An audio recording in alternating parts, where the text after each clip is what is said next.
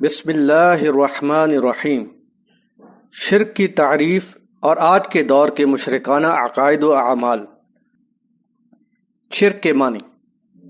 لغوی طور پر شرک کے معنی ساجی یا برابری کے ہوتے ہیں، لیکن اصطلاحاً اللہ تعالیٰ کی ذات، صفات، حقوق و اختیارات میں کسی کو بھی شریک کر دینے کے ہوتے ہیں۔ مثلاً کوئی یہ کہے کہ جو کام اللہ تعالیٰ کرتا ہے وہ دوسرا بھی کر لیتا ہے، اللہ تعالیٰ اس بات کا اختیار رکھتا ہے اور کوئی دوسرا بھی اس کا اختیار رکھتا ہے۔ اللہ تعالیٰ کی یہ صفت ہے کہ وہ چھپی چیز کا علم رکھتا ہے اور دوسرا بھی عالم الغیب ہے۔ اس قسم کے عقائد اور ان کے تحت اعمال کو شرک کہا جاتا ہے۔ اللہ تعالیٰ فرماتا ہے اعوذ باللہ من الشیطان الرجیم ان اللہ لا یغفر ان یشرک به ویغفر ما دون ذلك لمن یشاء ومن یشرک باللہ فقد افترى اثما عظیما۔ سورۃ النساء آیت نمبر 48۔ ترجمہ: بے شک اللہ اس گناہ کو تو معاف نہیں کرتا کہ اس کا شریک ٹھہرایا جائے، اس کے سوا جس گناہ کو چاہے معاف کر دے گا، اور جس نے اللہ کے ساتھ شرک کیا اس نے بہت ہی بڑا بہتان باندھا۔ اللہ تعالیٰ کی ذات، صفات، علم و تصرفات اور اختیارات میں شریک ٹھہرا کر کسی نبی یا ولی کو اس کا ہمسر و ہم پلہ قرار دینا انتہائی بدترین عمل اور ظلم عظیم ہے۔ بڑے سے بڑا گناہ بھی اگر اللہ چاہے تو بغیر توبہ کے بھی معاف کر دے، یا کچھ عرصہ عذاب دینے کے بعد پھر جنت میں داخل کر دے، لیکن شرک بغیر توبہ اور اصلاح کے ہرگز معاف نہیں ہو سکتا۔ شرک پر مرنے والے پر جنت حرام کر دی گئی ہے اور جہنم اس کا ہمیشہ کا ٹھکانہ ہے۔ سورۃ المائدہ آیت نمبر 72۔ لقد كفر الذين قالوا إن الله هو المسيح ابن مريم وقال المسيح يا بني إسرائيل اعبدوا الله ربي وربكم إنه من يشرك بالله فقد حرم الله عليه الجنة ومأواه النار وَمَا لِلظَّالِمِينَ مِنْ أَنصَارٍ۔ ترجمہ: ان لوگوں نے یقیناً کفر کیا جنہوں نے کہا کہ مسیح ابن مریم ہی اللہ ہے، حالانکہ مسیح علیہ السلام نے کہا تھا اے بنی اسرائیل، اللہ کی عبادت کرو جو میرا بھی رب ہے اور تمہارا بھی رب۔ حقیقت یہ ہے کہ جس کسی نے اللہ کے ساتھ شرک کیا تو اللہ نے اس پر جنت حرام کر دی ہے اور اس کا ٹھکانہ جہنم ہوگا اور ظالموں کا کوئی مددگار نہ ہوگا۔ بات بالکل واضح ہے کہ شرک کرنے والے پر جنت ابدی طور پر حرام اور اس کا ہمیشہ کا ٹھکانہ جہنم ہے۔ آخرت کی اس زندگی میں جہاں موت نام کی کوئی چیز نہ ہوگی، شرک کرنے والا ہمیشہ کے لیے جہنم میں ہی جلتا رہے گا۔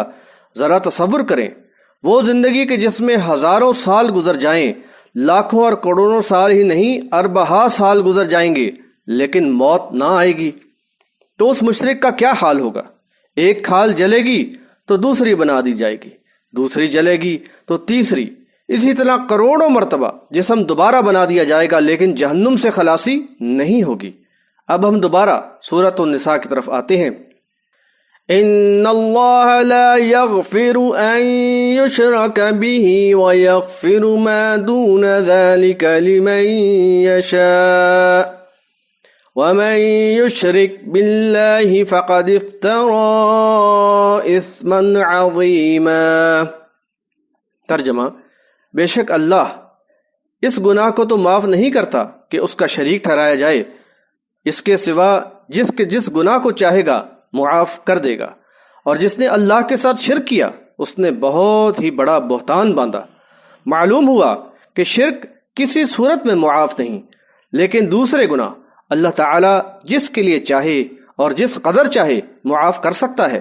یہاں تک کہ ایک حدیث قدسی میں نبی صلی اللہ علیہ وسلم فرماتے ہیں کہ اللہ تعالیٰ نے فرمایا وَمَن لَقِيَنِي بِقُرَابِ الْأَرْضِ خَطِيئَةً لَا يُشْرِكُ بِي شَيْئًا لَقِيتُهُ بِمِثْلِهَا مَغْفِرَةً۔ بحوالہ مسلم، کتاب الذکر والدعاء والتوبة والاستغفار، باب فضل الذکر والدعاء والتقرب الی اللہ تعالی۔ ترجمہ: اور جس نے تمام زمین کے برابر گناہ لے کر مجھ سے ملاقات کی، بشرطیہ میرے ساتھ کسی چیز کو شریک نہ کرتا ہو، تو میں اس سے اسی کے مثل مغفرت کے ساتھ ملاقات کروں گا۔ سوچیں آخر کیا وجہ ہے کہ اللہ تعالیٰ شرک کے معاملے میں اس قدر سخت ہے اور دوسرے گناہوں کے بارے معافی کی گنجائش رکھی ہوئی ہے۔ معاذ رضی اللہ تعالی عنہ سے روایت ہے کہ نبی صلی اللہ علیہ وسلم نے فرمایا یا معاذ هل تدری حق اللہ علی عبادہ وما حق العباد علی اللہ؟ قلت اللہ ورسولہ اعلم۔ قال فإن حق اللہ علی العباد ان يعبدوه ولا يشركوا به شيئا وحق العباد على الله ألا يعذب من لا يشرك به شيئا۔ فقلت يا رسول الله أفلا أبشر به الناس؟ قال لا تبشرهم فيتكلوا۔ بحوالہ بخاری، کتاب الجہاد والسیر، باب اسم الفرس والحمار۔ ترجمہ: اے معاذ، کیا تم جانتے ہو کہ اللہ تعالیٰ کا حق اس کے بندوں پر کیا ہے اور بندوں پر اللہ کا حق کیا ہے؟ میں نے عرض کیا کہ اللہ اور اس کا رسول ہی خوب جانتا ہے۔ فرمایا اللہ کا حق بندوں پر یہ ہے کہ اس کی عبادت کریں اور اس کے ساتھ کسی کو شریک نہ کریں، اور بندوں کا حق اللہ پر یہ ہے کہ جو شخص اس کے ساتھ شرک نہ کرتا ہو اس کو عذاب نہ دے۔ میں نے عرض کیا میں اس بات کی لوگوں کو بشارت دے دیتا؟ فرمایا نہیں، ورنہ وہ اسی پر بھروسہ کر لیں گے۔ کیا اللہ تعالیٰ اپنا حق معاف فرما دے گا؟ نہیں، ہرگز نہیں۔ اللہ کا حق یہی ہے کہ اس کے ساتھ کسی کو شریک نہ کیا جائے۔ یہی وجہ ہے کہ مالک شرک کو معاف نہیں کرے گا اور دوسرے گناہ جس کے لیے جتنا چاہے معاف کر دے گا۔ اس بات کو آپ اس طرح سمجھیں کہ ہر وہ بات جو اللہ تعالیٰ کی ذات، صفات، حقوق و اختیارات میں کسی کو اس کا ساجی یا اس جیسا بیان کرتی ہو وہ ناقابل معافی ہے، اور دوسرے وہ گناہ جس میں اللہ کی ذات، صفات، حقوق و اختیارات متاثر نہیں ہوتے قابل معافی ہیں۔ مثلا ایک شخص چوری کرتا، سود کھاتا، زنا کرتا تو یہ سارے کام خود اس کے لیے نقصان دہ ہیں، لیکن اس سے شرک نہیں ہوتا، لہٰذا یہ گناہ جس قدر اللہ چاہے تو معاف ہو سکتے ہیں۔ اس کے برعکس ایک شخص اللہ کے علاوہ اس کے کسی بندے کو غوث الاعظم یعنی کائنات میں سب سے بڑا پکارے سننے والا کہتا ہے تو یہ صرف اللہ کی صفت ہے۔ اس نے اللہ کی اس صفت میں اس کے بندے ہی کو شریک کر ڈالا، اس طرح یہ شرکیہ کام ہو گیا۔ اللہ تعالیٰ ہی اپنی تمام مخلوق کو ہر قسم کی ضرورت کی چیزیں مہیا کرتا ہے، جسے عربی میں الوہاب یعنی دینے والا کہتے ہیں۔ اب کوئی بندہ کسی فوت شدہ انسان کو داتا یعنی دینے والا کہے اور سمجھے اور اس عقیدے کے تحت اس کے مزار پر حاضری دے، اس سے دعا کرے، تو یہ اللہ کی صفت جیسا بنا دینا ہو گیا۔ ایسے عمل کے بعد اگر وہ بغیر توبہ مر گیا تو اس پر جنت ہمیشہ کے لیے حرام ہے۔ موجودہ دور میں یہ امت شرک کی مختلف اقسام میں ملوث ہے۔ یہاں ہم شرک کی چند صورتوں کو بیان کر رہے ہیں تاکہ ہر کلمہ گو شرک جیسی گمراہی سے اپنے آپ کو محفوظ رکھ سکے۔ انشاءاللہ جلد اس کی تفصیل بھی بیان کر دی جائے گی۔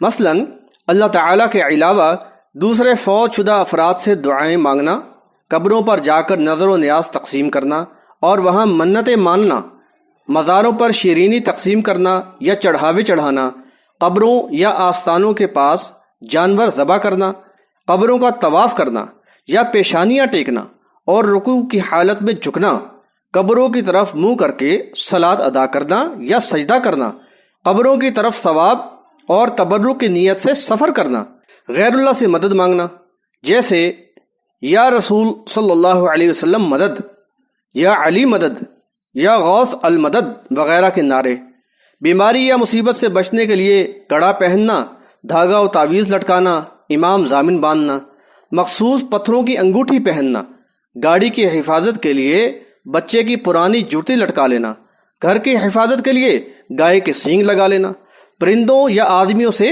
فال لینا، جادو کے ذریعے دوسروں کو نقصان پہنچانے کی کوشش کرنا، نجومیوں کے پاس جا کر اپنی قسمت معلوم کروانا اور ان کی تصدیق کرنا، علم نجوم سے زمین حوادثات کی خبریں دینا، ستاروں کے ذریعہ بارش طلب کرنا، جانوروں کو غیر اللہ کے نام پر چھوڑ دینا، قرآن و سنت کے مخالف امور میں اپنے فرقے کے مولوی و مفتیوں کی اطاعت اس نیت سے کرنا کہ یہ جائز ہے، اللہ کے دین اسلام کو چھوڑ کر لوگوں کے بنائے ہوئے نظام و مذاہب اختیار کرنا، اللہ کے دین اسلام کے نام پر بنے ہوئے فرقوں اور گروہوں سے تعلق رکھنا وغیرہ وغیرہ۔